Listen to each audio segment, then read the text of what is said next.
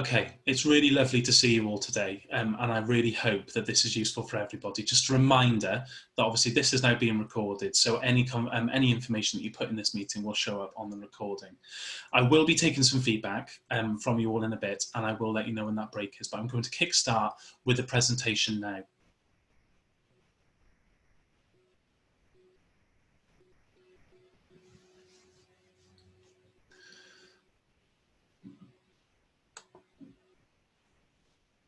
Okay, so today's presentation will be a mixture of lots of different elements that some of you may have sat with me and learned about before, but it will also bring in hopefully some new stuff and cross-theme some other things as well. I'm going to start off by just saying there is so much information out there at the moment, so many predictions, and so much narrative around our children and young people and what they're experiencing right now, especially in terms of mental health and trauma, that is very problematic. And I quantify that a lot in my other sessions, so I'm not going to go into all of that right now. But what I am going to say is that this is a time to just pause and to just be sensible and approach this with the detail and the nuance that it really deserves.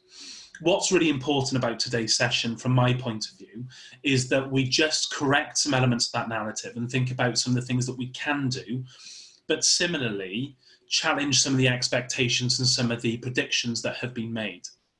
I spent a lot of time over the last week talking to schools about elements of a recovery curriculum. Now, there's various problems with the term recovery in the mental health community. You ask anybody that works in it and they will tell you what some of those are. But the whole problem that we experience a lot of the time with shaping temporary curriculums is that we don't think long term, and that a lot of it is based on elements of cognition. And what I'm going to put forward today is that if there are any of you thinking about elements for recovery curriculum, the first thing I'd say is, in alternative provision or inclusive mainstream, we should have SEMH principles embedded anyway. So it shouldn't be the fact that we need to put forward a temporary curriculum.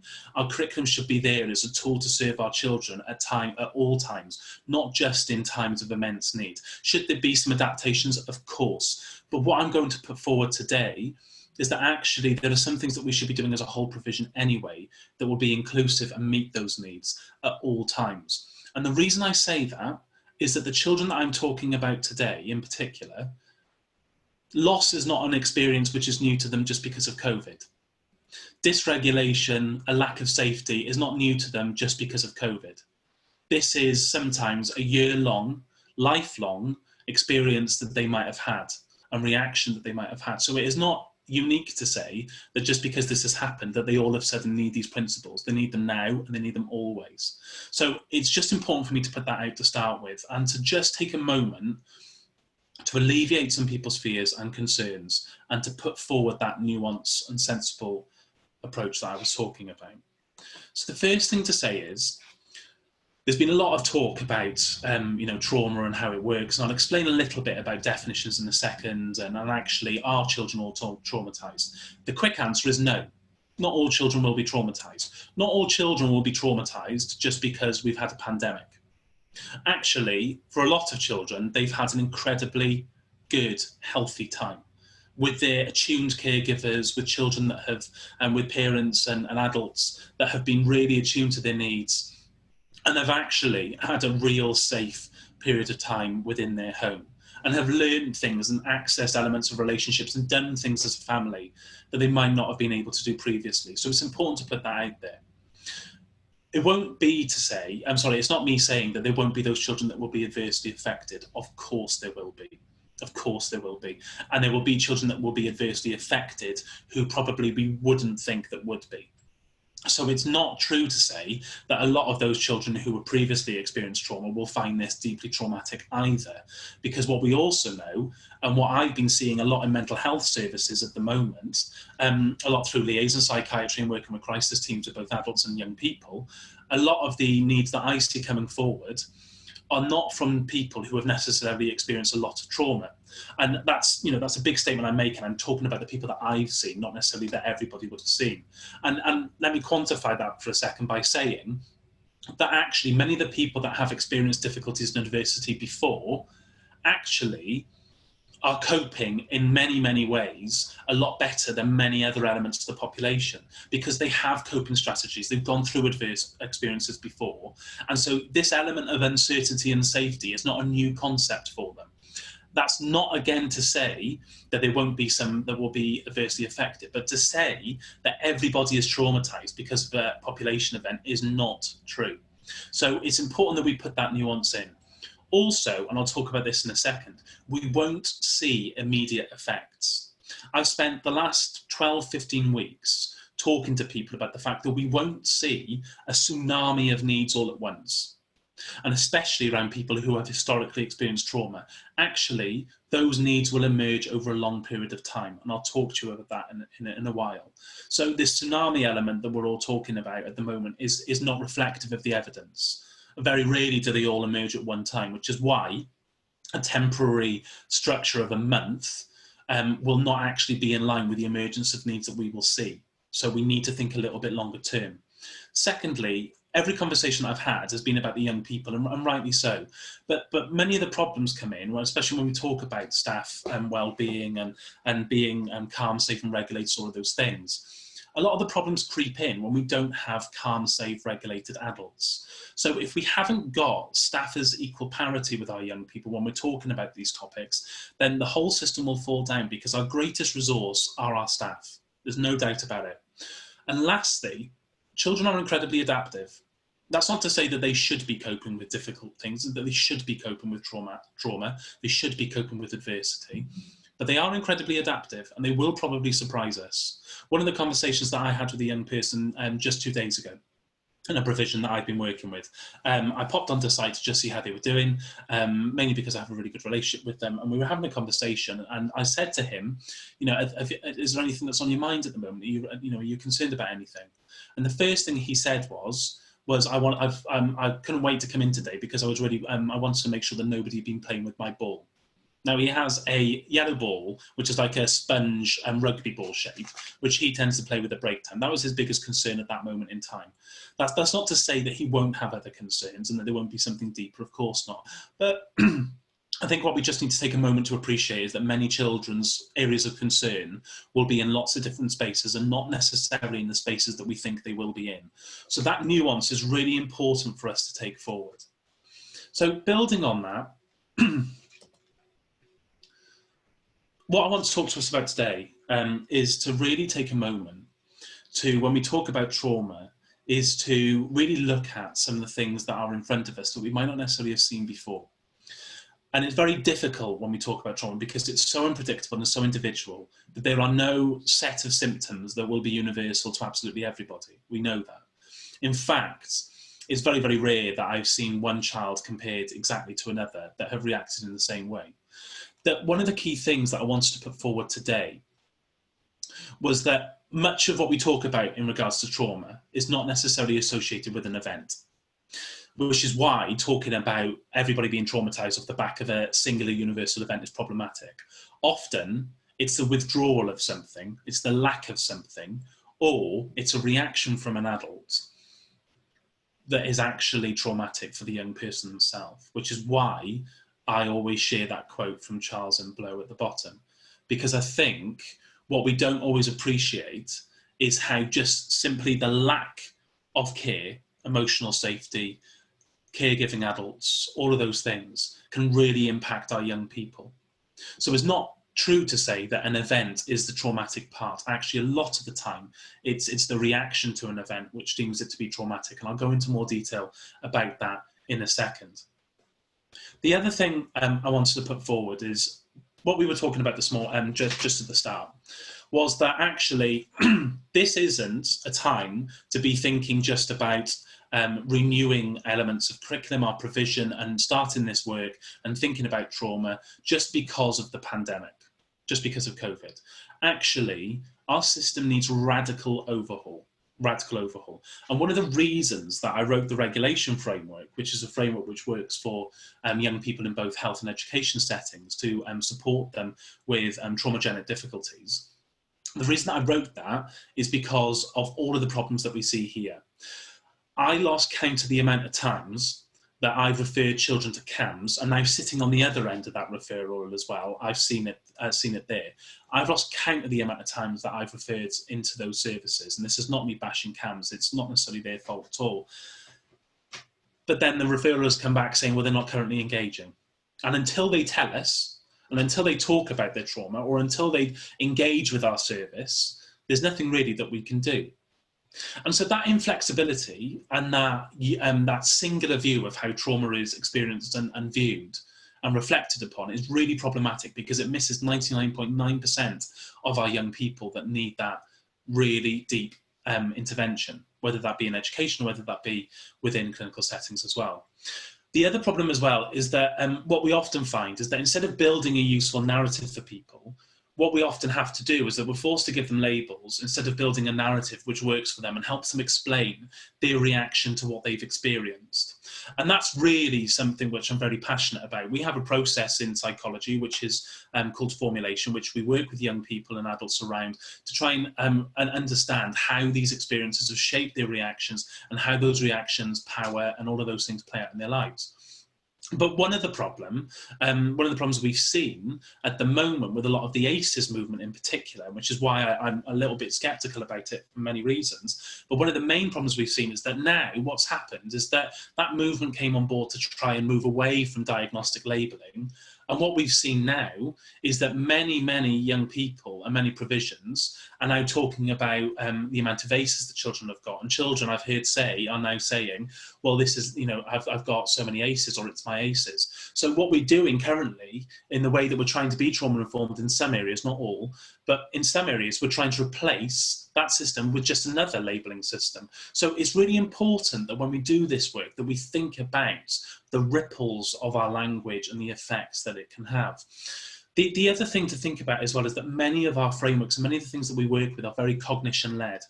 And many of the elements of recovery curriculums that I've been talking about the last couple of months that people have been putting forward, they're very well-intentioned, but a lot of them are very cognitive-led. And the problem with that is that many of our young people won't necessarily be able to access that. Just the simple asking how they're feeling, that from a cognitive level is very challenging for many of our young people. So we need to think anew on how we do that, and really important that we bring along with us neurodiversity, because I don't think we talk enough about autism, additional needs, alongside trauma, and how that diagnostic shadowing works. Because I meet many, many young people, excuse me, with trauma needs, that those needs have been overshadowed for a long time because they have a diagnosis of autism. So we need to think very carefully about how our system works on a big scale now. Now is the time for really big system change, and something I'm sure all of us have been advocating for a very long time. But it's important that we move alongside and move further, than just a temporary curriculum. So here's what I wanted to talk a little bit about today, and I think this is important to try and frame how universal events can necessarily impact trauma, and why there is a lot of nuance when we talk about traumatic events in terms of society and in terms of the world. So I'm just going to show you this slide, okay, because this will put it into context for you. So this was a study done back in 2015, which studied all of the countries which are highlighted in the colours there. Now, my dad is colourblind, so I do the colour code to explain to people, because I know that many people seeing those colours might be difficult. So what you can see here, the countries that are coloured, okay, are the countries that were studied. And this study basically looked at how common traumatic experiences were within the population. So they asked a group of people in every country, large number of the population, about reporting whether or not they'd experienced a traumatic experience in their life. So 55% of the population, okay, so this colour here, could be seen in China, Romania, and Spain there as well. So you can see that colour there. You can also see, excuse me, let me just admit some more people. You can also see that the yellow, okay, so Mexico, Nigeria, that's 55 to 70%, and then the red, Australia, Brazil, okay, that's 70% of the population. So reporting at least one traumatic experience. So this is where trauma is very individual, culture-led, society, political, all of those different things. They're so intertwined. So, for instance, many of you might look at this and go, well, hang on a minute, only 55% of China are reporting that they've experienced one traumatic event. Well, hang on a minute, we know that there's lots of different elements within society and within the political spectrum over there that would actually point towards there being possibly more people affected. That seems a little bit strange. Well, actually, one of the things that we can think about, maybe in Southeast Asia in particular, is that that conversation around trauma and that awareness of what trauma might be, or that ability to articulate our feelings and our thoughts and how something has affected us, is culturally and politically impacted. So even though many more percentage of the population might have experienced a traumatic event, many of them might not even be aware. Similarly, going on the theme of how politics and society are intertwined within distress levels and trauma, you can see over here, the USA, that's particularly high, above 70% of the population, because you could say and argue, well, there's unique elements like gun violence. They've got they've got a big population. They've got a lot of transient communities. All of those different things. And similarly, you might actually look at the Netherlands and think 65% of the population reporting, that's quite high for a country maybe that I thought was quite safe and quite liberal and all of those things. But then, of course, you could also say, well, that's because maybe they are so liberal and they are very culturally able to have those conversations that maybe a large percentage of the population were aware of their experiences. So you can see what I'm trying to demonstrate by this is to say that just because something might have happened uniquely across a country or across the world doesn't mean that everybody's going to react in the same way. But similarly, what it does mean is that we can see that what happens to people and their elements of distress and what they know can be deeply intertwined. So we know that there are strong links between what happens to people and how distressed they are. We know that, and this will further evidence it. But what was the strongest protective factor in this study? Everybody came back and said the strongest protective factor was relationships, whether that be a marriage, whether that be your partner, whether that be family, all of those things. So although a difficult study in terms of data to digest, a really hopeful study, because that was the thing that people pointed towards to be the strongest mitigating factor. So I'm going to get on to some elements of practicality in a bit, but just to really make sure that we know what it is we're talking about. Trauma is different to adversity. Really, really important to point that out. Just because something adverse happens does not mean that you're traumatized. Adversity is more about what happens to you, and trauma is more about how it affects you. People experience lots of difficult things all the time, but it doesn't necessarily mean that they're traumatized off the back of it. Now, you could also argue and say, which I do see quite a lot, that a lot of people aren't aware that they've experienced trauma, and that maybe that rears its head later, and that's certainly true. But we need to separate those two out, and it's been a bit difficult recently with people talking a lot about adversity, and actually what's happened is that we kind of mixed and shoved adversity and trauma right next to each other, when actually they can often be very separate things. We know that people who've experienced adversity can go on to experience trauma. We know that, but similarly, we know that not everybody that experiences adversity will be traumatized. Also, what we've just been saying, it's very different.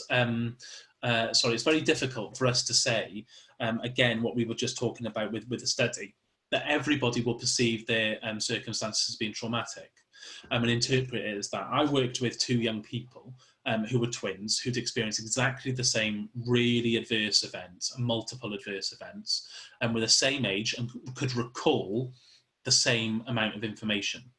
Both reacted in completely different ways, even though they lived through exactly the same thing at exactly the same time at exactly the same age, in exactly the same house. Really interesting.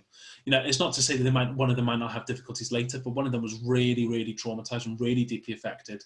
The other person actually was coping very well and was able to engage in relationships, all of those different things.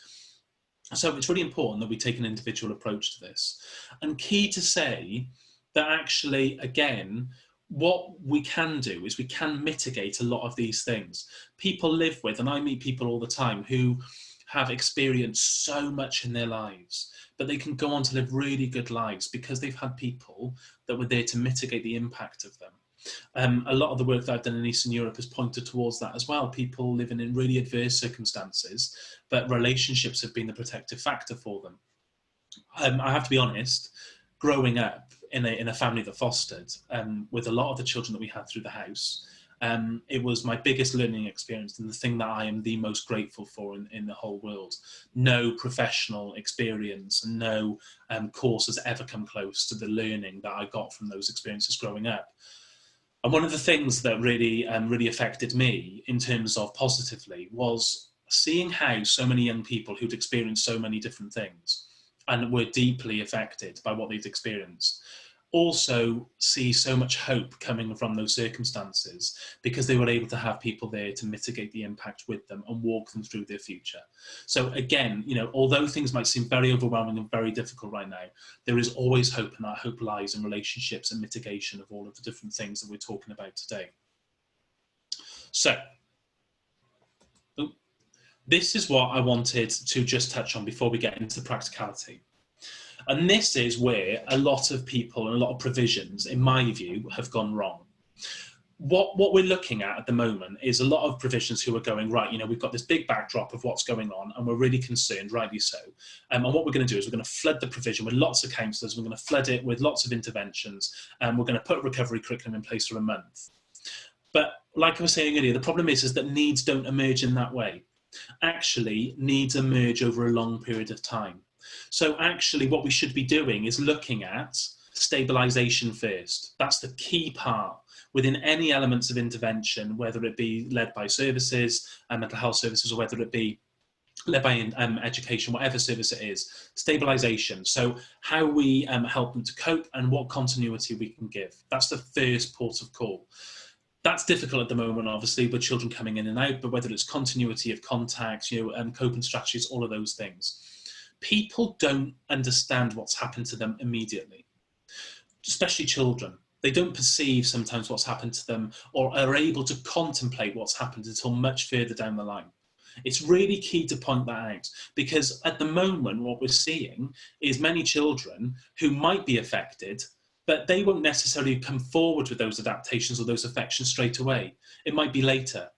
And we know this, that actually all the studies show from post-disaster communities where things have happened, that yes, there might be an initial spike in terms of referrals from more people feeling distressed or finding things difficult, but actually a lot of the needs have emerged at later points, and they've had a large number of needs emerge further down the line rather than straight away. So there might be an initial influx, but don't think that just if we can get that element of support in the first month, that's going to do it. We need to think longer term, because a lot of children won't contemplate what's gone on and they need a huge amount of safety, continuity, relationships before they can take a step back and go, yes, that's what's happened and now I can begin to process those things. So it's really key that we take a moment to appreciate that. And this is the model that I've put forward for therapeutic triage to say, look, let's worry about coping and continuity first. Whether it be a child that's experienced bereavement, whether it's a child that's experienced domestic violence, all of those things. Let's put those in first, and then let's keep those things in place until they're in a space where they can contemplate. Because also, if it's not safe for them to start that process of contemplation, if it's not safe for them to begin that, of understanding what's happened to them and putting appropriate interventions in place, then it's very difficult for us to do that, and probably won't be appropriate for them to do that at this moment in time. So the longer term view is what I'm talking about here. That's not me saying that we shouldn't do anything at all. Of course not. We put appropriate things in where we can. But the longer term view, rather than all at once, is what I'm trying to put forward now today. So exactly what I've just talked about. People need a lot of safety, distance, relationships, time. All of those key components are needed to process events. I meet people that have had things that have happened to them years ago, and the realization and the penny has only dropped, now. And it might have happened 10 years ago, it might have happened 12 months ago, all of those things. And for young people, this is very common too. A lot of the time, students at university, I meet quite a lot who will have lived obviously in the house in the same settings, until the age of 18, or whatever age they come to university. And they come to university and then they realise what's happened. The parts of their upbringing maybe weren't as normal as they thought they were. Or, actually when they've had the chance to compare their relationship to other people, that they've gone, oh yeah, okay, well, maybe I need some reflection there. So that's what I'm talking about. And that's a good example. So this is where I want to lead into an activity, and where we're going to just have a quick 5-minute break in a second once I set this activity up. was talking about this in a regulation webinar the other week, and it's a really useful exercise to understand trauma on a deeper level. And this is where we were talking about trying to get away from elements of cognition or waiting for children to articulate what's happened to them. There's a lot of information in front of us that we can see from the body. If we open our eyes to see all of the information from the neck down, rather than just thinking about what they're thinking or what they're saying, then we can get so much more information. And I'm going to talk to you about that a little bit more in a second. But the way that this works, if we experience something impactful, whether it be adverse, whether it be traumatic, whatever we want to call it, then we have to adapt in order to survive those circumstances. And those adaptations can mean that they take place within our nervous systems, can take place in terms of our thoughts, can take place in terms of our thought cycles, but also our relationships, self-protection, all of those things. But one of the things that we know happens is that our baseline, whether in terms of our nervous systems, in terms of our anxiety levels, can really, really adapt. So in terms of how we react to a situation, you might find that many young people might come back with adapted baselines. And what I mean by that is that many children might actually find themselves being a little bit more hypo-responsive. So actually, actually feeling a little bit more withdrawn, actually feeling a little bit more lethargic, maybe a little bit in shock, all of those different things. Also, children might be what we call hyper-responsive. So it might be that actually their adaptations have meant that actually there's more energy exchange, maybe there may be a little bit more hyper-aroused, all of those different things. But those adaptations within the nervous systems are not conscious choices, and they are also not things that many children are aware of. So looking for adaptations is really, really useful on a body level, which I'll talk to you about in a bit more detail now in a second. But just before I move on from this slide, those adaptations within the nervous system can act in so many different ways that are really difficult to keep a track of. And so many children won't have the level of self-awareness and have the ability to feel what's going on inside of their body physically, to be able to read those social cues. So it means that what we might have are that many children, and what we do have for children that have experienced trauma all the time, not just now with the backdrop of COVID, but what we do have are many children who are not aware of those adaptations. And because we're not able to see them, those clues and those workings, those adaptations go unnoticed for a long period of time. So what I'm asking staff to do is to use the mantra of say what you see. You know, what is hidden in plain sight in front of us? What's right in front of us in terms of information, in terms of the adaptations that we're seeing that can be really useful for us to think about in terms of targeting our interventions, not on a cognitive level. So that's going to lead me to the question. So thinking from the neck down, or even, in terms of the face as well, but trying to move away from what they're saying or what they're thinking. In terms of physical adaptations, what are some of the things that we might be expecting to see? And bearing in mind that some of these are not conscious. So what I'm going to do is I'm going to stop the share screen now. So just take a note of that question. What adaptations are you expecting to see? And what I'm going to ask you to do is I'm going to ask you to just think about that. Oh, excuse me. I'm asking you to just think about that. And I'm going to stop the share screen. And I'm going to come, I'm going to come to you and I'm going to give you 5 minutes, and I'd like you to just go off, have a snack, have a bit of a drink, have a walk around, or just write some notes or have a bit of a think. But contemplate the question of what adaptations are we expecting to see with some of our young people? And if you've got an answer, I'd really like to talk to you rather than just have a chat. If you don't feel comfortable with chatting with me over the recorded session, then that's fine. You can just put your thoughts in the chat box. But similarly, if you feel able to unmute your mic and have a discussion with me, that would be great. You can just pop your name into the chat box. So you can do either share your thoughts within that chat box or you can type your name in it. But I'm going to give everyone 5 minutes to just have a bit of a stretch, have a walk around, grab a brew, and come back and be able to sit with some of those thoughts. Thanks, everyone. See you in 5.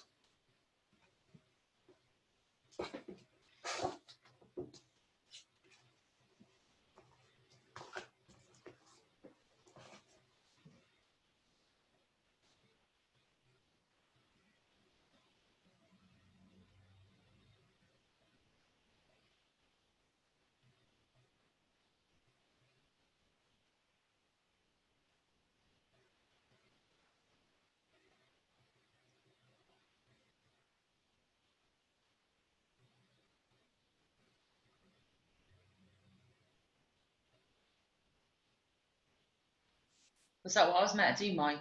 Put my name in the box? Your name's in there, Tor. Don't you worry, I'm coming to you first. Yeah, I didn't know what I was supposed to do.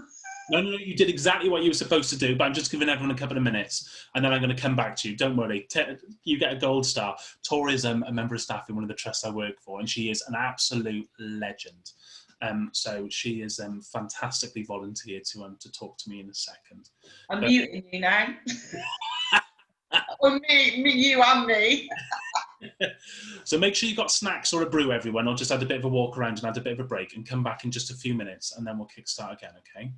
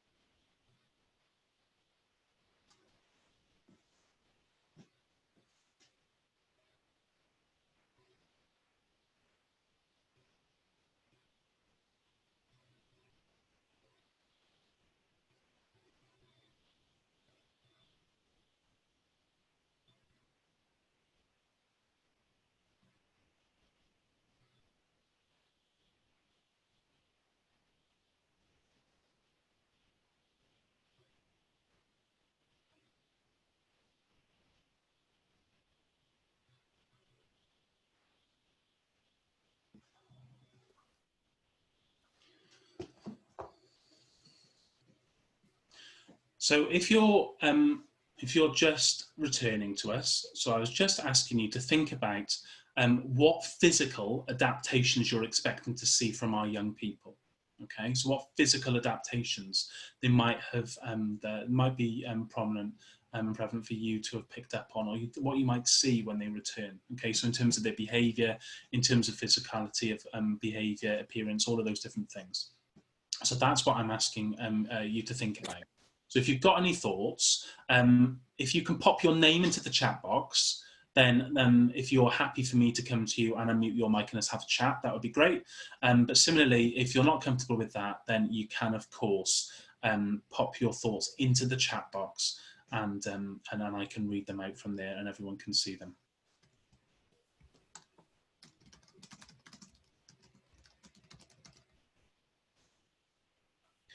So there's some thoughts from Sarah. Or Gareth. It is Gareth. I'm on my wife's iPad. She is actually up in Lapland, actually. And she did text me to say, yes, it is snowing. Just add that into the chat box. I'm in Buckinghamshire. Yeah. I work in a school that's prevalent with ASD students. We're kind of thinking that there's going to be a huge change in a lot of our students, simply from the point of view that they're out of their natural routines. Routines will have been broken up at home. We're still not sure. We're supposed to be doing a transition week next week for all year groups. At the moment, the take up for that, believe it or not, is only 15% of students actually want to come in. So I think we're going to be facing quite a lot of difficult situations, particularly when we get round to September. It'll be interesting to see actually how many students do come back. We've had some communication from parents suggesting that they would rather now homeschool their children rather than send them back into a school environment. So, you know, we're kind of going to be firefighting for a while, I would imagine. You know, but interesting times as well, you know. Totally. Yeah. Gareth, thank you so much. And I think your observation is absolutely right. And I think what's really important, you know, you pointed out, you know, children with autism that you work with. I think it's really important that when we take this viewpoint and looking at physical adaptations, those children that aren't necessarily able to articulate because of their needs, actually, you know, they tell us so much information, don't they? So taking that approach with children that are neurodiverse as well as children that are, you know, so-called neurotypical, I think it's just a universal strategy which is useful for everybody. Thank you so much for your thoughts. I really appreciate that. Yeah, no problem. Tor, coming to you. Do you want to unmute your mic and you can let us know what you were thinking in terms of the adaptations that you were thinking we might see? I've just gone for listing things. So as a physical presentation, the child might look tense with raised shoulders, just generally looking like an awkward body posture, a lot of frowning, maybe not eating, drinking, withdrawalness, tiredness, disrupted sleep patterns. They may complain of feeling hot or cold, walking with their hoods up, trying to protect themselves from outside things for a sensory containment. There may be hypervigilance, but equally on the other end of the spectrum, being quite withdrawn and not wanting to engage. Tone of voice and use of language. A lot of our students, I think, might have spent a lot of time online, so they may have picked up terms, phrases, language that you wouldn't necessarily associate with that child, and possible weight loss or weight gain. That's such a good point about the language. Such a good point. I hadn't thought about that at all. It's a fantastic point. And I think some of the things you picked up on, I mean, it's very difficult to differentiate whether or not that's a recent need or whether that's always been there with some of our students, isn't it? You know, especially those that, you know, typically would be adversely affected. And we're trained to pick up on changes of behaviour anyway. But what we're really looking for are emerging patterns. A lot of children we know, you mentioned about the raise of shoulders, that's significant. But also a lot of children will clench their jaw quite a lot as well. And you can see that tension held in their jaw. A lot of children do that in their sleep, that hold a lot of tension. So, you know, it's really key that even if it's not necessarily saying, well, you know, we think that they're deeply traumatized, that's not the reason we're looking. We're looking at that to see if there are significant areas of tension that we might be able to use other regulatory needs to be able to meet. And that's the really key reframe we're looking for. That's great. Thank you, Tor. You're a star. You're welcome. So, yeah, Julie said about, yeah, need for attention. Yeah, absolutely.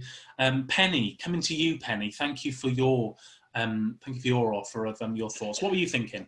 Yeah, I mean, to be honest, I'd just add a little bit to what Tori said. I think being quite fidgety will be part of that hypervigilance, and maybe direct eye contact. So whereas before they might have been more engaged, they find it very difficult. They'll be looking around the room, or they're wandering as well, really. So, and maybe sitting slouched, whereas before they'd actually sit quite, you know, upright in a chair or something like that. They might be more likely to be a bit sort of, you know, a bit slouched in their, you know, body language as well. So that was the only thing I wanted to do. I mean, I found Tori's point about language. I found that even in live teaching in posts, I think when they're talking to you, you know, because they like the emojis in the sense that we can respond to them quickly, a lot of their language, you have to keep reminding them, you know, you are in a lesson. So I think they're going to find that transition from having been talking, you know, online teaching, those who've been engaging, but then going to being back in school.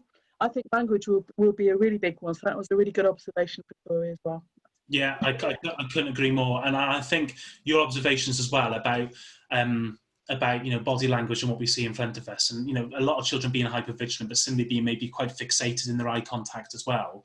The whole point of this discussion is to then for us to go, okay, what universal things are we seeing in terms of adaptations from our young people that we can then reframe? If we've got a lot of children that are very hyper aroused within one setting, we might need to adapt our teaching and learning models to meet that energy exchange that they need. So it might be that we need to do a lot more movement work. Similarly, if we've got a lot of children who are very hypo-aroused, so actually very withdrawn, we will need to be very gentle in terms of our practical level of activity to up-regulate them. So what we can do is get all of that information from them, look at what we see in front of us. Of course, it won't be all the same adaptations in one room, we know that, but we can shape some of our teaching around those needs. So there's some really good points there, folks. Well done.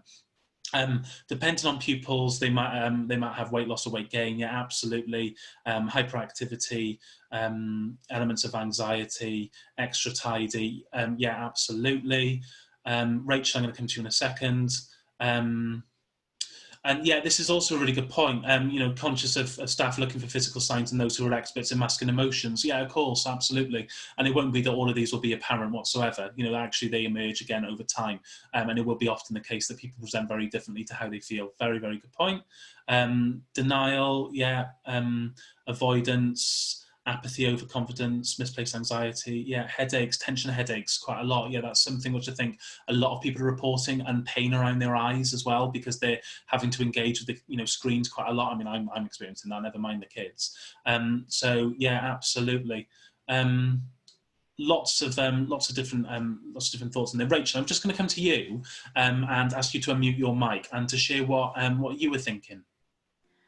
A lot of it's actually been said. I was, well, in my experience as a parent, more than anything, a certain defensiveness suddenly, but an unawareness of what's actually wrong. So just being very confrontational. So say if you were to set some homework or you ask them to do a task, their instinct is to question why you're asking them to do something, rather than before they would have just done it. And looking for reasons to say no, to have a confrontation, but not understanding why they feel like that, and not understanding what the actual problem is. And it's never about what they're being confrontational about, but they don't know where it's come from. And yeah, headaches and tummy ache, another big one. Yeah, absolutely. That, Rach, you are absolutely on the ball there. And I've spoken to so many parents. We did a radio phone a couple of weeks ago in Bristol, where we were talking to parents across the city about parents of children with additional needs and what the things that they were experiencing at home. And it just is so difficult for so many right now, so difficult. And the thing that I keep coming back to is that it's very, very difficult for young people to sit on impulse at the best of times. And we know that many of our young people have difficulty with managing impulse anyway. But at the moment, it's even more difficult to manage impulse because they don't have the usual outlets that they might possibly have had.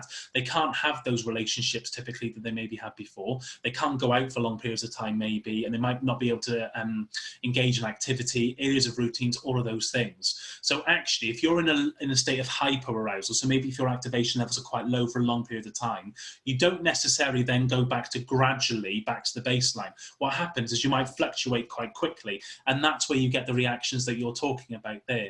So it's really hard to get that balance for sure. And I think you've highlighted something I think so many parents are experiencing right now. Thank you so much for that observation. No. You're definitely not alone, trust me. My own. Thinking of you and everyone else. Okay, folks, there's some really, really good stuff there. I am going to make sure that I've got time for Q&A at the end. So that will happen. So I'm just going to go back to sharing the screen now. And I'm just going to highlight a couple of things from my point of view, some of which we talked about. One of the things that many people are experiencing right now is bereavement and loss. And one of the reasons that I put together the grief and loss course was because I was really concerned that the information that was getting out there was not truly reflective and inclusive of our children's needs. And one of the things that really worries me about a lot of children who've experienced bereavement or experienced something difficult is that we tend to tell children that when you're sad, you cry. And the problem with that is that many people actually, when they're sad, don't cry and find it very difficult to cry. So I'm working with a lot of young people at the moment, both in education settings and in mental health services, who are finding it very difficult to cry. And so we're saying, well, why aren't I crying? And so I have to keep reiterating to them that just because you're not crying doesn't mean you're not sad. Actually, there's lots of other ways that we express sadness, and there's lots of other ways reflected in mood, reflected in disconnection, all of those different things. So it's really important that we put that out there. And actually, there's lots of other ways that people find ways to release tension that isn't necessarily through crying. So really important we put that nuance in for young people. Because I think young people think there's something wrong with them if they're not able to cry. They think that they're emotionally stunted or that they're damaged, or they're not able to react in the same way. So, and there's a lot of fear that goes within crying, and that fear of, losing control and all of those things. So important note. The other things to think about as well, and there's lots of different things on there, but the one I'm going to highlight just quickly for the purpose of time is actually the chest area. So a lot of concern right now will be obviously around respiratory, and quite rightly so, because of, you know, COVID. So absolutely fine that we're vigilant about that, but also understand that anxiety and pain, emotional pain, manifests a lot in the chest area. That might be through breathlessness, that might also be through panic attacks, all of those different things. So it will not be unusual for grief or anxiousness or sadness to be felt in the middle of the chest. So it's also important that whilst we do take the appropriate checks with thinking about respiratory, we also think about the emotional inquiry there as well. Okay, so important that we message that to staff too. In terms of panic attacks, you know, some stuff that I always tell people, you know, if you're dealing a lot with those, then get your young people to a seat or to the ground. 3-point grounding is really good in services. We use it all the time. Bum on the floor, feet on the floor, back up against the wall if possible, or sat in a chair. And you know, obviously focusing on breathing. But some of the other things we do is use a lot of sensory stimulus. So whether that's, you know, young people able to move something, or able to squeeze something to bring them back, using temperature maybe. And similarly, we also use, I use a lot of peppermint oil. I'm not saying you know, go around wafting, you know, oil into people's noses by any means. We have to be mindful of sensory triggers, of course. But one of the things that I do use with a lot of young people in AP is the peppermint oil, because it's quite shocking to the sensory system, you know, to your thalamus and everything. So it can bring you quite present quite quickly. You know, so it's just some of those things to think about with panic attacks. And of course, not all of those will be appropriate for every young person, but, you know, some strategies there to maybe think about. But, you know, thinking about working with the whole body and what those signs and what those indications from the body can tell us. Okay. So just a quick note, I'm not going to spend too long on this because I want to make sure that I get to some of the key points towards the end of the presentation and then have time for questions. But when we're talking about thinking about triaging, some of the stuff that I've done with some of the trusts that I work with is to explain to them that actually what we don't need to do is to lead with a huge amount of cognitive intervention straight away. Counselling services and, you know, that ability to talk things through will be very useful for many young people, but for many they won't have the words to articulate, and similarly their regulation patterns will mean that it might be very difficult to engage. So regulation focused interventions are very key. So what I've done with one of the trusts that I advise is look at all the people that we've got on service level agreements that are doing therapeutic work. Difficult at the moment because not all of them can come on site for various reasons, but to say, right, how many of you can work flexibly? Can some of you do gardening? Can some of you do more group work? Can some of you do walking and talking? You know, can you work more flexibly than sitting in a room and talking about it? Because we need that more than ever. We need it at all times, but now we really need that. Similarly, it's not always about those people. Sometimes our best skilled people are TAs, learning mentors, you know, class teachers, all of those different things. We have great resources on our staff team sometimes. So, you know, actually, can we get the best person? Can we give them the mandate and give them the time and the space to be able to run those interventions and to be able to use those regulatory activities in the best possible way? So those are just some thinking on how we triage therapeutic needs and what we might do in terms of intervention. Okay, so try to focus on that.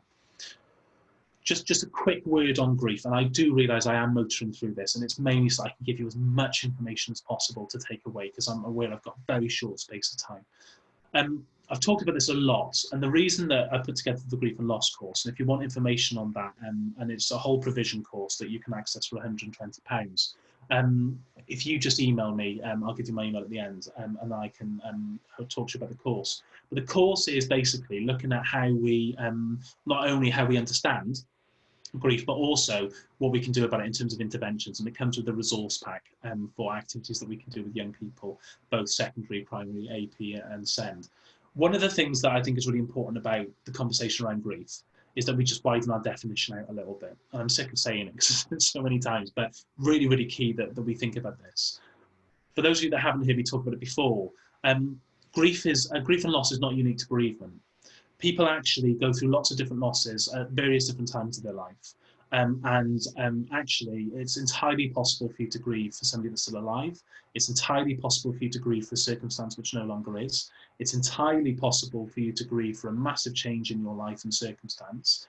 And it's possible for you to grieve for the world and, you know, in the way that it no longer is. So we can experience loss in so many different areas. And the problem with having a narrow definition is that we miss out so many people who have loss in their lives. Our children in AP particular, and the children in care systems. I grew up with those children who didn't have anyone die, but didn't get their loss validated because because there was no death.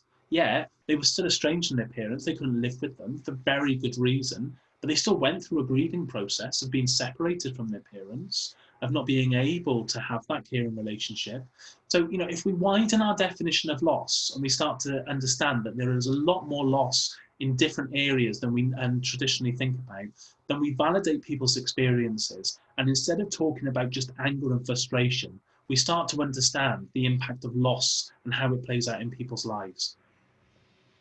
So, just a quick note to reinforce what we were talking about in terms of how people are able to process things. And this really nails on, sorry, I skipped ahead.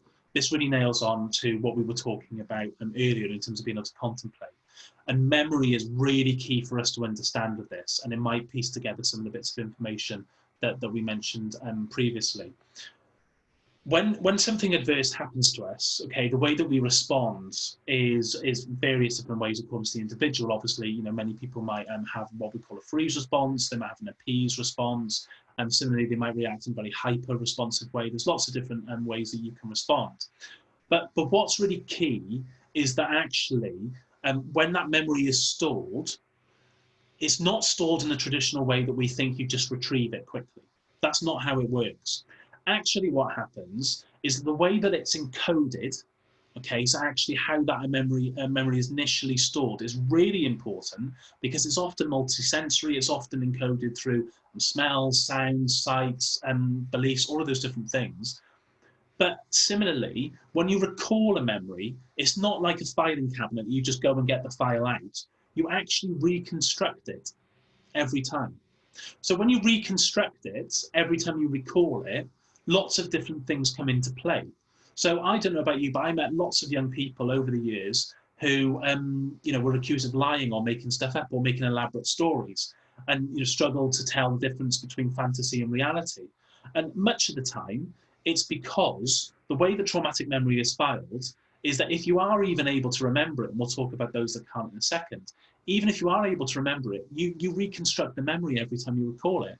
So it means that new bits of information might get added in, and elements of thinking or different sights, smells, sounds, different time lapses. You might not be able to recall when it happened, who was there immediately before, during, or after. And sometimes that memory can get merged into different areas of other memories. So it's really key that we understand that this isn't necessarily a conscious choice to always make things up. A lot of the time, this is based on the fact that recalling that memory sometimes is only partial, and when you reconstruct it, it's very difficult to get a completely accurate replica every single time. Does that make sense to everyone? It's me explaining it very quickly, and there's a lot more detail, obviously, but it's just really key to understand that. But the thing that I want to point out even more so on memory today is that many children won't necessarily be able to recall a traumatic event, which is why waiting for them to articulate what's happened through cognitive or talking therapies isn't always useful. And the reason being is that it can be stored what we call implicitly. So your body may be able to remember, may recall it, and you might get those trauma triggers, and you might re-experience it physically. You might re-experience elements of disassociation, you might experience elements of hyperarousal, all of those things, but you might not necessarily be able to consciously recall what's happened to you in terms of the memory. And that's because the way that it's stored sometimes is implicit instead of explicit. So that differentiation is very important for us to understand in terms of memory. So this is why when I was saying earlier about sitting everybody down and asking them what's happened to them won't always work, because the way that all of these different things are at play. So it's a lot more complicated, and that's not a reason for us to stop engaging in it, but it's just to say that universal statements around everyone's been traumatized, everybody can recall what's happened to them, it's just not true. So moving on from that, some practical things for us to think about and to take away, and I mentioned this earlier, and I'm just going to spend a couple of minutes talking about it now. Adults, the key to working with young people who are dysregulated, who have stressing and distressing needs, all of those different things, and trauma and adversity, the key to this is really developing a team that can engage in co-regulation, whether it be walking and talking, whether it be attunement, whether it be working with emotions, all those different things. But in order to do that, you have to have a team and have calm, safe, regulated adults. So really working with your staff wellbeing strategy and your culture is absolutely the first step that we should be taking in order to meet our children's needs, because the two are so heavily intertwined, it's almost impossible to separate them. And just some thinking with that, it's really key that we move forward with that in mind. When we go to wider reopening, when we have more conversations with more staff coming in, some of the things that we need to understand is that many of them will be re-experiencing elements of difficulty and adversity and possible trauma. Many of the themes that have been running throughout this period of time, whether it be periods of isolation, whether it be lack of contact, all of those different things, might be themes that might actually make people re-experience quite a lot of stuff. Also, just the simple act of having to juggle looking after your kids, your own emotions, as well as having to keep children regulated is hard at the best of times, but especially difficult right now. So, making sure that we look after people who look after people should be our absolute #1 priority. And I've seen some brilliant work, some absolutely superb and outstanding work of people coming together to make sure that we're collaborating for that network of safety. And I've been really pleased to see that. So just a point, if we're talking about children's well-being and strategy going forward, if it hasn't included staff well-being strategy, then it's absolutely fundamentally flawed. Our best resource are always our staff. So moving on from there, a lot of young people might come into a building that we know is going to be very different. So it's important for us to just think about this for a second in terms of our provision design. So a lot of those spaces that might have typically existed to allow and enhance psychological safety or physical feelings of safety now might not be accessible. So one of the things that I was doing with their provision the other day was thinking about new provision design and trying to create areas of safety and different systems that are slightly deviated from their policies and their behaviour systems and their response policies that actually now need to be adapted because of what we're seeing in terms of the children that are in the bubbles, access to building, all of the things. So the questions that we need to ask are: who is safe, where is safe, what's certain, all of those different things. So a lot of our children won't have access to the adult necessarily that they commonly go to. So is there a way that we can replicate that in a different area? Is there a way that we can still provide access in different areas, different times of the day? Do we provide it virtually for check-ins? Where is safe? If they typically go to a certain space in the school, but now there's no seating there, is there something we can do to create that? So one of the things that I've done is actually put down in certain areas of the school, in certain areas of some of the corridors, is we put down some seat cushions that they can just sit to up against the wall temporarily. Again, there are cleaning procedures we have to think about and hygiene practices, of course, and not everybody's building will be appropriate to do that with. But, thinking if we can create those temporary features of safety. I always give the example that when I'm out on the field, because I'm PE trained originally, when I used to go out to the fields, I used to put an equipment ring out. And so I'd always, have equipment in there. I'd have to stop children, essentially running there and grabbing the equipment and throwing it around, before the lesson started. So that was the purpose of it. But of course, what it became, time and time again, were children who were injured or who'd had a fallout with somebody else, and they would seek that safety within that circle. They would just naturally gravitate towards that. So, we can create those temporary spaces as well. It doesn't always need to be about, having a big, fluffy, multi-sensory space. Sometimes it's just something very plain and something very simple, but a space nonetheless. So trying to make sure that we're creating those elements of safety, even if they're temporary in our provisions, is really important, and especially within our bubbles. What bubbles have access to what parts of the building, and is there an element of safety that some of the children can access there? Because we will see increased levels of maybe hyperactivity, so it might mean that we need to do a lot more walking and talking with intervention staff. It might mean that we need to identify those spaces in the corridor or a space that they can go and sit. Is there? We had a discussion yesterday, for example, 2 of the rooms are very, very hot in the summer. Is there a room with a different temperature regulation, where there's a little bit colder, that maybe some of those children, can actually go to when they need that time and that space to be able to cool? Because we know that temperature fluctuation is a big trigger for many of our children.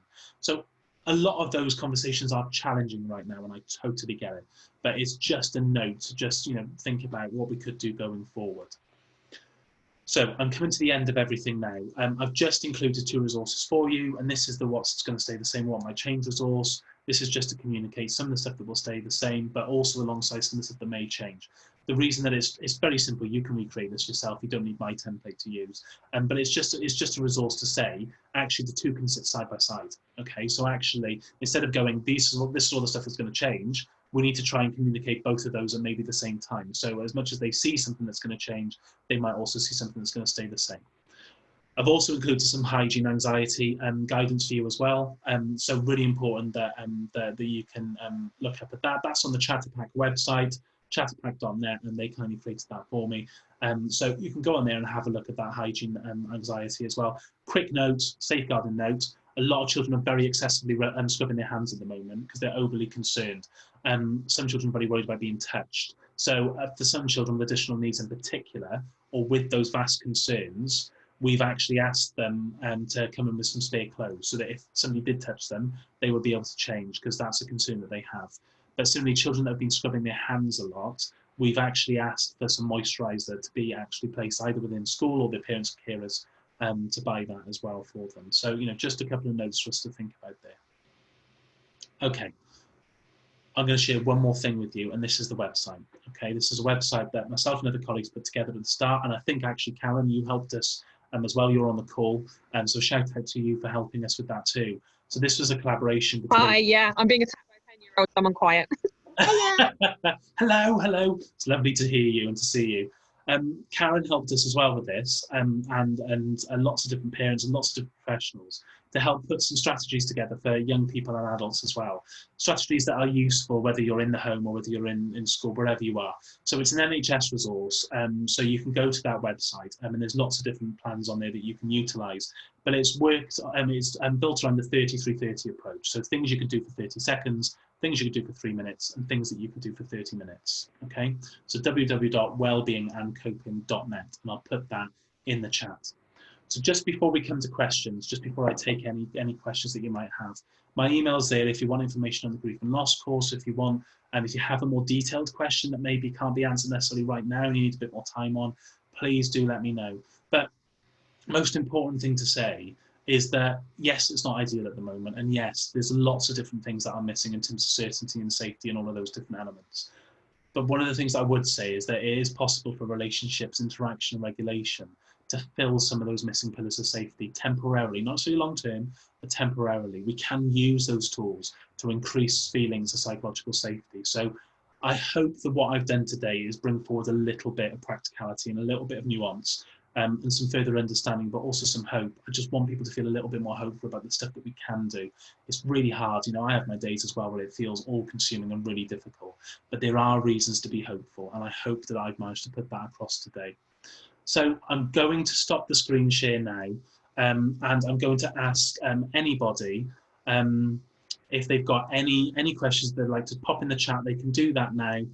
So if you've got any questions, please pop them there. I'll just hang on for another 5-10 minutes for the session to end.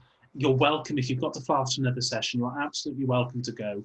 If you want to stay around for the Q&A, please do so, and I'll answer your questions. My email is there, just a reminder for everybody, and the website is also there, wellbeingandcoping.net.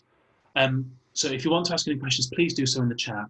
If you've got to fly off, I'm going to say thank you very much for joining me. It's been a real pleasure, and please take good care of yourselves, and I hope to see you all really safe and taking good care really soon.